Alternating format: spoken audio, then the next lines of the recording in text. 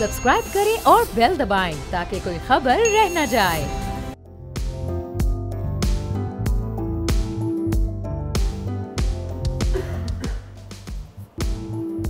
अस्सलाम वालेकुम, मैं बाब जहांगीर। आप देख रहे हैं प्रोग्राम व्यापार और स्टॉक मार्केट की। हम प्रोग्राम के आगाज़ में बात करेंगे जिसमें गुज़िश्ता हफ्ते जो हमने तेज़ी देखी थी, अब मंदी की सूरत हाल इस हफ्ते रही है और आज भी 444 पॉइंट्स की एक बड़ी कमी इस इंडेक्स में वाक़ हुई और अब ये इंडेक्स 71,000 की सतह से भी इस वक्त नीचे आ चुका है। 70,657 पॉइंट्स पर बंद हुआ है। तो जिस तरह पिछले हफ्तों में ये इंडेक्स और स्टॉक मार्केट ऊपर गई थी, उसी तरह से इस हफ्ते ये नीचे आने का सिलसिला जारी रहा और मजमूई तौर पर इस पूरे हफ्ते में खासी मंदी की सूरत हाल मार्केट में देखी गई। इसकी वजूहात हैं क्या? पाकिस्तान ने IMF का अपना स्टैंड बाय प्रोग्राम बड़ी कामयाबी के साथ मुकम्मल कर लिया है। आने वाले दिनों में इन्वेस्टमेंट भी पाकिस्तान में आने की बातें की जा रही हैं। मुख्तलिफ ममालिक के साथ पाकिस्तान के मुआहदात भी हो रहे हैं। तो अब ये स्टॉक मार्केट इस वक्त नीचे की तरफ क्यों जा रही है? अभी भी इंडेक्स 70,000 से ज़ायद है। ओवरऑल एक अच्छा इंडेक्स मौजूद है, एक फिगर, लेकिन फिर भी जो गुज़िश्ता 3-4 रोज़ में मंदी हुई उसकी क्या वजूहात थी? इस अली नवाज साहब CEO हैं Chase Securities Pakistan Private Limited के हमारे साथ मौजूद हैं। बहुत शुक्रिया अली नवाज साहब, प्रोग्राम के लिए आपने वक्त निकाला। ये आज 444 पॉइंट्स की कमी, पिछले 2-3 रोज में भी हमने इसी तरह मार्केट में मंदी देखी, तो आखिर क्या वजूहात हैं इसकी? जी बिल्कुल, देखिए हमने देखा कि अप्रैल के महीने में मार्केट में एक बहुत अच्छी रैली देखी गई थी। उसकी कई वजूहात थी। सबसे पहले हमारी एक्सपेक्टेशंस ये थी कि इंटरेस्ट रेट्स जो है वो कट हो जाएंगे, इससे इन्फ्लेशन के नंबर्स नीचे आ रहे हैं। फिर कॉर्पोरेट रिजल्ट सीजन चल रहा था, हमने देखा बैंक्स, ENPs, फर्टिलाइजर कंपनीज, इन सब ने बहुत अच्छे जो है वो डिविडेंड और कॉर्पोरेट रिजल्ट्स अनाउंस किए। यही वजह थी, हमने देखा पिछले साल मार्केट जो है वो इकोनॉमी की वजह से बहुत ज्यादा जो है वो प्रॉब्लम का शिकार रही। और बट अब जो है वो IMF का प्रोग्राम भी लग रहा है कि हम स्मूथली जो है वो नेगोशिएशंस में एंटर हो गए हैं। फिर सऊदी इन्वेस्टमेंट्स की जो बात थी, तो ये अप्रैल में जो है वो हमने बहुत एक अच्छा महीना देखा। बट अब सिंस हम देखें इंटरेस्ट रेट्स भी जो है वो कट नहीं हुए और फिर कॉर्पोरेट रिजल्ट सीजन जो है वो भी ओवर हुआ, तो उसकी वजह से हम एक मामूली करेक्शन देख रहे हैं। बट जैसे ही हम देखेंगे कि आगे IMF प्रोग्राम जो हमें नया प्रोग्राम मिलना है ये हो जाता है, या सऊदी इन्वेस्टमेंट्स जो है जिसकी जो है वो डेलीगेशंस विजिट भी कर रहे हैं, उस पर काफी एडवांस्ड स्टेजेस पर जो है वो चल रही है नेगोशिएशंस, तो ये जो है वो मार्केट में कॉन्फिडेंस जो है वो वापस ले आएगी। तो आई थिंक इस तरह की करेक्शंस जो है वो मार्केट के लिए नॉर्मल होती है, और बल्कि ये उल्टा हेल्दी साइन होती है अगर मार्केट में इस तरीके की छोटी मोटी करेक्शंस आ जाएं तो।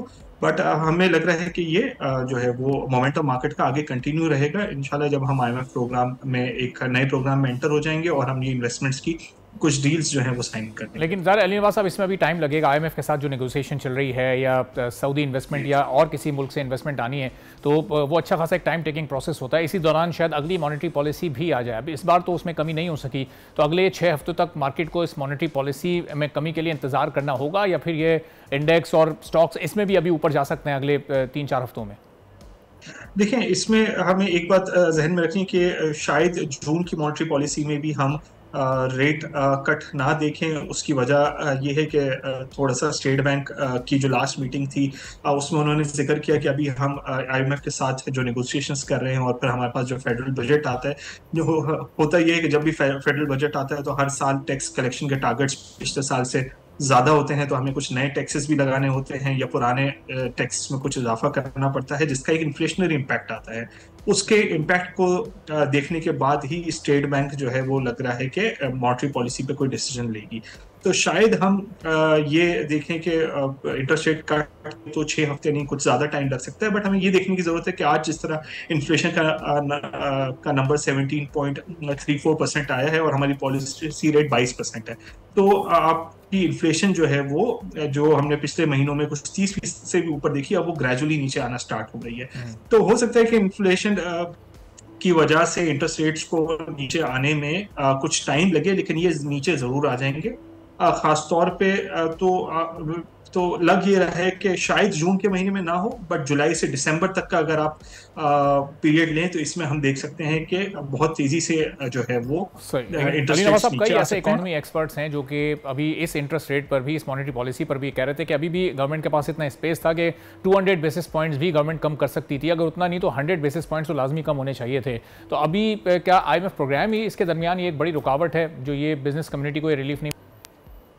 जी बिल्कुल, आई थिंक जब भी इस तरीके के फैसले लेते हैं इंटरेस्ट रेट कट करने की, एक्चुअली कट करके और फिर अगर आपकी इन्फ्लेशन में हम देखेंगे कि अगर इन्फ्लेशन फिर बढ़ गई तो कट करके बढ़ाना एक ज्यादा नेगेटिव साइन होता है। इस वजह से सेंट्रल बैंक्स जो है वो कट करते हुए थोड़े से ज्यादा कॉशियस होते हैं, और जब वो कॉन्फिडेंट हो जाते हैं कि इन्फ्लेशन अब कंटिन्यूसली डाउनवर्ड ट्रेजेक्टरी पर है, तब ही वो कोई रेट कट का डिसीजन लेते हैं।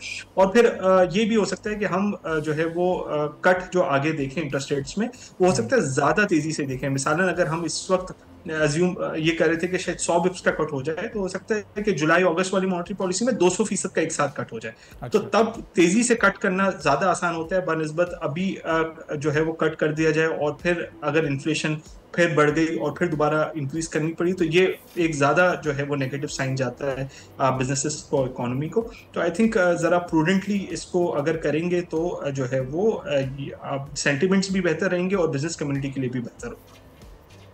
बहुत बहुत शुक्रिया अली नवाज साहब, सीईओ चेस सिक्योरिटीज़ पाकिस्तान के साथ मौजूद थे। प्रोग्राम के सिलसिले को आगे बढ़ाते हैं और पाकिस्तान ने अपना जो शॉर्ट टर्म प्रोग्राम आईएमएफ के साथ था $3 अरब का, वो बड़ी कामयाबी के साथ मुकम्मल किया है और अब एक नए और बड़े आईएमएफ प्रोग्राम के लिए पाकिस्तान पूरी तरह से तैयार है। पाकिस्तान और आईएमएफ के दरमियान इसका शेड्यूल भी तय पा चुका है। तो कई अहम मुश्किल फैसले हैं जो कि इस आईएमएफ के बड़े प्रोग्राम के लिए पाकिस्तान को करना पड़ेंगे। अब इसके ओवरऑल पाकिस्तान की इकॉनमी पर क्या असरात मुरतब होंगे, एक आम आदमी की ज़िंदगी इससे मजीद कितनी मुश्किल हो जाएगी, इस पर हम गुफ्तगू करेंगे। मोहम्मद अयूब महर साहब माहिर माशियात हैं हमारे साथ मौजूद हैं। अयूब साहब, बहुत शुक्रिया प्रोग्राम के लिए, आपने वक्त निकाला। अब ये $3 अरब का पाकिस्तान ने प्रोग्राम मुकम्मल कर लिया, लेकिन अब जिस बड़े प्रोग्राम के लिए पाकिस्तान जा रहा है जो कि 3 साल की मुद्दत का हो सकता है और इसमें कोई $6 से $7 अरब की पाकिस्तान को ज़रूरत होगी, तो अब इसके लिए मजीद कितनी सख्त शराइत IMF आयद कर सकता है और वो कौन कौन सी शराइत हो सकती हैं?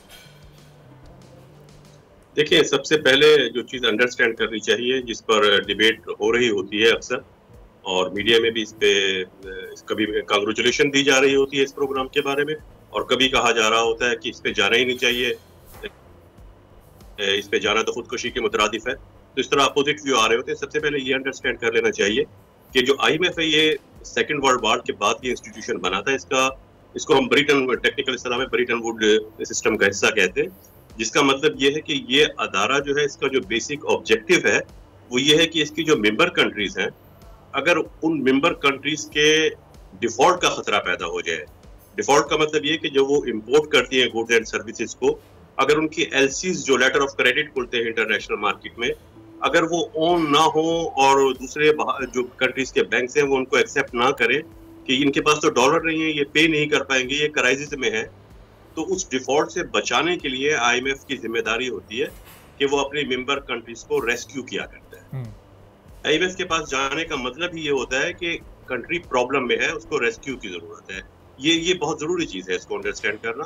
तो जो इकोनॉमी प्रॉब्लम में नहीं होती वो नहीं जाती। ये कोई IMF का लोन कोई डेवलपमेंट का लोन नहीं है कि हमें डेवलपमेंट के लिए इसको यूटिलाइज करना है, इकोनॉमी को बिल्ड करना है। ये बेसिकली क्राइसिस मैनेजमेंट के लिए, लिक्विडिटी मैनेज करने के लिए। तो पाकिस्तान में क्योंकि इस वक्त प्रॉब्लम ये आ रही है कि कंटिन्यूसली हमारी एक्सपोर्ट ऑलमोस्ट आधी है इम्पोर्ट से, हमारा current account deficit, trade deficit वो मैनेजेबल नहीं है, वो मैनेज नहीं हो रहा, तो हमें IMF के पास जाना पड़ता है। FDI भी नहीं है, वरना FDI अगर होती तो वहां से कंपनसेट हो रहा होता। इसलिए हम इसके पास जाते हैं। 1993 से कंटिन्यूसली हमें हर 2-3 साल के बाद IMF के पास जाना पड़ता रहा है और अभी भी जरूरत पड़ रही है। $6 से $7 बिलियन की को हम फोर्सी कर रहे हैं कि हमें जरूरत पड़ेगी, डेफिसिट होगा, हमें पेमेंट करनी है, जो बाहर से लोन लिए हैं उनका इंटरेस्ट पे करना है, कुछ रीपेमेंट्स करनी है, इंपोर्ट्स के लिए पैसे चाहिए। तो जब हम जाते हैं, एक प्रैक्टिस रही है कि IMF के साथ नेगोशिएशन होती है। ऐसा नहीं कि IMF इम्पोज करता है, ये एक गलत तासुर है। बैठ के नेगोशिएट किया जाता है, IMF के साथ बात की जाती है कि हम यहाँ से अपनी इकोनॉमी को मैनेज करेंगे। अब तक जो हम मैनेज करते रहे और IMF भी उसको कहता रहा कि चले ठीक है आप यहाँ से मैनेज कर लें, वो ये होता था, एक प्रैक्टिस थी कि इनडायरेक्ट टैक्सेस हम लगाते रहे। इनडायरेक्ट टैक्सेस होते हैं जो GST होता है, एक्साइज ड्यूटी होती है, कस्टम ड्यूटीज होती हैं, ये इनडायरेक्ट टैक्सेस होते हैं। इन टैक्सेस का जो बर्डन होता है वो इनको रिग्रेसिव टैक्स कहा जाता है। इकोनॉमिक्स के लैंग्वेज में रिग्रेसिव टैक्स का मतलब है जिनका ज्यादा जो बर्डन है, ज्यादा जो बर्डन होता है वो गरीब लोगों पे या लो इनकम लोगों पे पड़ रहा होता है जी। तो ये रिग्रेसिव टैक्स थे, इससे महंगाई यकीनन बढ़ती थी, इन्फ्लेशन बढ़ता था, वो हम लगाते रहे। और लेकिन एक मजे की बात है कि इलेक्शन से पहले जब मैनिफेस्टो आते थे तो तमाम पार्टीज के मैनिफेस्टो में ये होता था कि हम इनडायरेक्ट टैक्सेस से अवॉइड करेंगे, हम डायरेक्ट टैक्सेस लगाएंगे। डायरेक्ट टैक्सेस में wealth tax, income taxes, corporate tax, इस यहाँ से हम रिकवरी करेंगे। लेकिन कोई भी पार्टी डायरेक्ट टैक्सेस को नहीं बढ़ाती थी, बढ़ते इनडायरेक्ट टैक्सेस थे और कहा जाता था कि आवाम को सख्त फैसले बर्दाश्त करने होंगे। डायरेक्ट टैक्सेस इस दफा जो सूरत हाल चेंज हुई, इस दफा IMF ने खुद कहा कि हम नहीं चाहते कि आपके गरीब लोगों के ऊपर बर्डन पड़े, आप डायरेक्ट टैक्सेस पर आए। तो अयूब साहब, अब तो ये डायरेक्ट टैक्सेस के बाद अब तो जो बेसिक नेसेसिटीज हैं उनके टैरिफ्स में इजाफा कर दिया जाता है। अब तो पेट्रोल प्राइस में लेवी बढ़ा दिया जाता है, अब तो गैस और बिजली को इतना महंगा कर दिया जाता है कि वो एक आम आदमी के लिए बड़ी मुश्किलात लेकर आता है। तो ये अब तो सूरत हाल ही बिल्कुल तब्दील हो चुकी है और एक आम तासुर ये है कि IMF ये सब इम्पोज करता है गवर्नमेंट के ऊपर। देखिए, IMF इंश्योर करता है कि हम रिकवरी कहाँ से होगी, आप क्या इस्तेलाहात लेकर आएंगे, क्या वो फिजिबल है। डायरेक्ट टैक्सेस में मसला ये होता था कि डायरेक्ट टैक्सेस की कलेक्शन के लिए विल पावर चाहिए। विल पावर से मतलब दो चीजें हैं। विल पावर में जो पॉलिटिकल पार्टीज हैं, जो पार्लियामेंट में लोग बैठे हैं, क्या उनसे टैक्स वसूल किया जा सकता है। गवर्नमेंट की विल पावर वहां चाहिए होती है कि अगर वो खुद इफेक्टेड हो रहे हैं तो क्या वो हुकूमत से नाराज तो नहीं हो जाएंगे, हुकूमत का वोट बैंक तो मुतासिर नहीं हो जाएगा। दूसरा SBR का इंस्टीट्यूशन, आपने हाल ही में माजी करीब में देखा SBR पे बहुत सख्त स्टेप लिए गए, बहुत सारे लोगों को वहां से निकाला भी गया, कुछ लोगों को रीशेफलिंग की गई। तो वो एक मतलब है विल पावर दिखाने की एक बहरहाल एक चीज कोशिश की गई है। सही। अब अगर डायरेक्ट टैक्सेस की तरफ आ रहे हैं, इनडायरेक्ट टैक्सेस लेकिन अभी भी है, आप सही कह रहे हैं, पेट्रोल प्राइस बढ़ा रहा है, एनर्जी प्राइस बढ़ा रहा है, वो इनडायरेक्ट टैक्सेस ही है। लेकिन डायरेक्ट में भी आप देखें एक बहुत मुहिम चल रही है जिस पर यकीनन रेजिस्टेंस भी आ रहा है। रिटेलर पर टैक्स की बात हो रही है, उसका भी बटन बहरहाल मैं नहीं समझता कि वो है तो डायरेक्ट है। सही। अब अयूब साहब, ये पिछले 9 माह की जो सूरत हाल है, जो रवा वाली साल है, और 9 महीने पहले SIFC का भी क़याम था। तो अब SIFC के क़याम के बाद जो अभी कुछ बैंक्स की रिपोर्ट्स हैं, जिसमें एशियाई तरक्याती बैंक है, स्टेट बैंक है, पाकिस्तान ब्यूरो ऑफ स्टैटिस्टिक्स है, वो ये बता रहे हैं कि पाकिस्तान के इकनॉमिक इंडिकेटर्स अब पॉजिटिव हो गए। अब पाकिस्तान की इकॉनमी स्टेबिलिटी की तरफ जा रही है और यही सिलसिला अगर अगले 1 साल तक जारी रहा तो महंगाई कम होकर 15% तक और फिर मजीद आगे चलकर शायद सिंगल डिजिट में भी आ जाए। तो अयूब मेहर साहब, ये जो पिछले 9 माह में कुछ स्टेप्स लिए गए, कोशिश की जा रही है कि इन्वेस्टमेंट आ सके पाकिस्तान में, और SIFC बड़ा इस पर काम भी कर रही है। अगर ये एक बड़ी इन्वेस्टमेंट आती है तो वो पाकिस्तान की इकोनॉमी को कितना बेहतर कर सकती है, महंगाई में कितनी कमी लाने में मुआविन साबित हो सकती है। इस रिपोर्ट में दो चीजों को गलत तौर पे मिक्स कर दिया गया है, वो ऐसा नहीं है जी। दो अलग अलग चीजें, इनको अलग रखें। SIFC जो है वो स्पेशल इंसेंटिव्स है, वो फैसिलिटेशन प्रोग्राम है और उसमें 5 सेक्टर आइडेंटिफाई किए गए हैं। वो जनरल प्रोग्राम नहीं है, वो एक स्पेशल SIFC स्पेशलाइज्ड प्रोग्राम है, स्पेशल इंसेंटिव्स है। सही। 5 सेक्टर आइडेंटिफाई किए गए हैं जिनमें FDI को, फॉरेन डायरेक्ट इन्वेस्टमेंट को अट्रैक्ट किया जाएगा, जिसमें सऊदी इन्वेस्टमेंट, UAE है, कतर है, वहां से कुछ सेक्टर्स बताए गए हैं, इन सेक्टर में इन्वेस्टमेंट आएगी। इन्फ्लेशन का डायरेक्ट ताल्लुक आप इससे नहीं कहें कि इन्फ्लेशन के कम होने की प्रेडिक्शन बिल्कुल है, लेकिन उसका SFI से ताल्लुक नहीं, उसके दूसरे रीजंस है।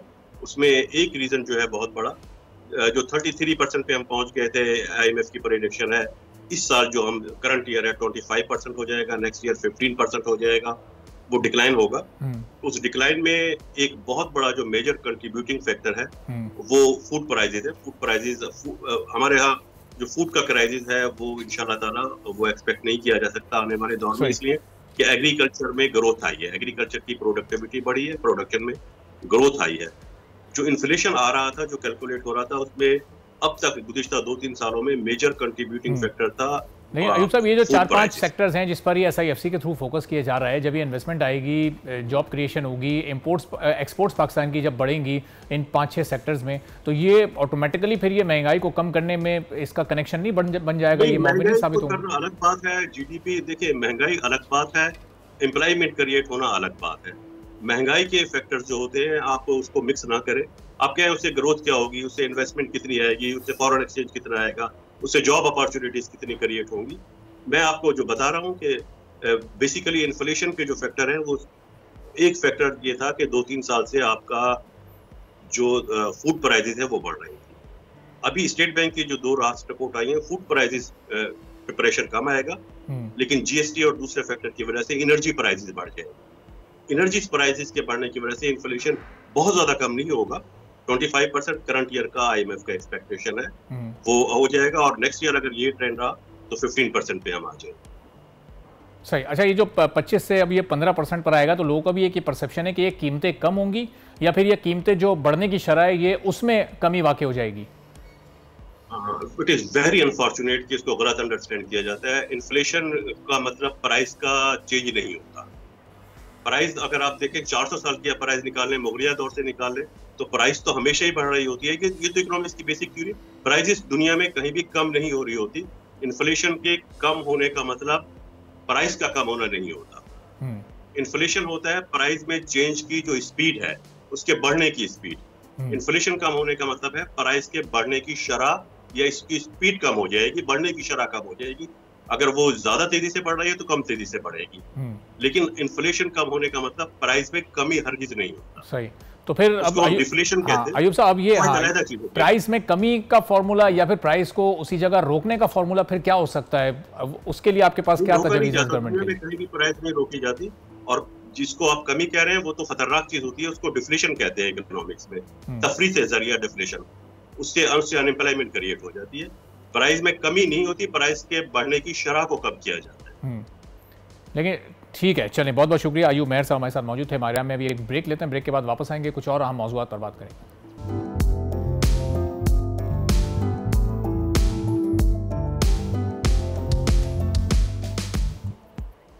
एक बार फिर प्रोग्राम में आपको खुशामदीद कहेंगे। दानिश-शुमारियात ने महंगाई के माहाना आदाद-ओ-शुमार जारी कर दिए हैं। गुज़िश्ता माह यानी अप्रैल के महीने में महंगाई की शरह 17.3% रही है, जबकि उससे पिछले माह मार्च में यही शरह 20.3% थी। ये जो रवा माली साल के 10 माह हैं, इसमें महंगाई की शरह 25.97% यानी तकरीबन 26% के करीब रही है। और 2023 अप्रैल की अगर हम बात कर लें तो उस वक्त महंगाई की शरह काफ़ी ज़्यादा थी और 36.4% पर उस वक्त रिकॉर्ड की गई थी। आने वाले दिनों में, आने वाले हफ्तों में ये किस हद तक कम हो जाएगी, जो स्टेट बैंक की रिपोर्ट सामने आई है उसमें भी कमी की तवक्को जाहिर की जा रही है। इसी पर हम मजीद बात करेंगे। उमर हयात खान बोल न्यूज़ के नुमाइंदे हमारे साथ मौजूद हैं। उमर, बहुत शुक्रिया, आपने वक्त निकाला प्रोग्राम के लिए। बताइएगा कि अब इस शरह में मजीद कितनी कमी इस माह यानी मई के महीने में हम एक्सपेक्ट कर सकते हैं? जो एशियाई तरक्याती बैंक और स्टेट बैंक की रिपोर्ट आई है तो उसमें तो सब पॉजिटिव इंडिकेटर सामने आ रहे हैं। जी अरबाब, बिल्कुल, ये जो आप बात कर रहे हैं कि महंगाई की शरह में कमी के इंडिकेटर सामने आ रहे हैं, और ये जो अप्रैल में जो शरह रिकॉर्ड की गई है, ये शरह 2 साल की कम तरीन सतह है। और जैसे कि आपने बताया कि 36% पे थी जब अप्रैल 2023 में, और अब हम देख रहे हैं कि ये जो शरह है वो तकरीबन 17.3% तक आ गई है। और सबसे बड़ी बात जो है वो ये है कि जो कोर इन्फ्लेशन है वो 13.1% पे आ गई है। और हम हमेशा ये देखते हैं कि जो स्टेट बैंक का एक्सचेंज जो शरह सूद है, जो पॉलिसी रेट है, वो कोर इन्फ्लेशन को देखकर डिटरमिन किया जाता है। लेकिन यहाँ हम देख रहे हैं कि अब 13.1% पे कोर इन्फ्लेशन पहुंच चुकी है, लेकिन अभी तक हम देख रहे हैं स्टेट बैंक का जो पॉलिसी रेट है वो 22% तक की है। तो इसमें अगर देखा जाए तो स्टेट बैंक की जो मॉनेटरी पॉलिसी अभी गुज़िश्ता कुछ दिनों जिसका ऐलान हुआ है, तो उसमें ये एक्सपेक्टेड था कि शरह सूद जो है वो कम होगी, लेकिन वो कम नहीं हो सकी और 22% पे ही उन्होंने इसको बरकरार रखा। लेकिन ये कर सकते थे 15 से 17% तक शरह सूद को लाया जा सकता था। लेकिन अब हम देख रहे हैं कि महंगाई की जो अहम चीजें हैं, खास तौर पर जो एसेंशियल आइटम्स हैं, उनमें हम देख रहे हैं कि उसमें सिर्फ आटा और एलपीजी का घरेलू सिलेंडर और फिर टमाटर कुछ सस्ता हुआ, प्याज कुछ सस्ता हुआ, लेकिन ओवरऑल अभी भी जो इम्पैक्ट है इन्फ्लेशन का वो मौजूद है। क्योंकि जब इलेक्ट्रिसिटी रेट्स जो है वो बढ़ाए गए, गैस के रेट्स जो है वो बढ़ाए गए, तो फिर उसके बाद अब एक बंदे का बिल जो है वो अगर उसने मार्च के महीने में 9,000 रुपये बिल दिया है और अप्रैल में अगर उसका बिल 7,000 आया है, तो ये भी इस चीज में काउंट होता है कि इन्फ्लेशन के नंबर जो है वो नीचे आए हैं। लेकिन असल जो चीज ये है कि ग्राउंड पे अगर देखा जाए तो अभी भी इन्फोर्समेंट की बहुत बड़ी जरूरत है। अब आटा जो है वो सस्ता हो गया और गवर्नमेंट जो है वो अभी तक जो रोटी के रेट्स हैं उनको कम करने में हमें नाकाम नजर आ रही है। आप देख रहे हैं कि 16 रुपए की रोटी, 20 रुपए का नान पंजाब में हुआ है और इस्लामाबाद। और उमर, अब तो ये नान भाई अदालत चले गए हैं और अदालत में अब ये इस मामले पर चले गए। अब देखते हैं कि अदालत इस सिलसिले में क्या फैसला करती है। हुकूमत के हक में फैसला आता है या फिर जो नान भाई इस वक्त अदालत में हुकूमती फैसले के खिलाफ गए उनके हक में अदालत फैसला करती है। बहरहाल इस पर भी आपको मजीद अपडेट करते भी रहेंगे उमर से, और रिपोर्टर से भी मजीद अपडेट्स इस हवाले से लेते रहेंगे। बहुत बहुत शुक्रिया। उमर हयात खान, बोल न्यूज़ के नुमाइंदे, हमारे साथ मौजूद थे। इसी के साथ आज के प्रोग्राम से इजाज़त दीजिए। अल्लाह हाफ़िज़।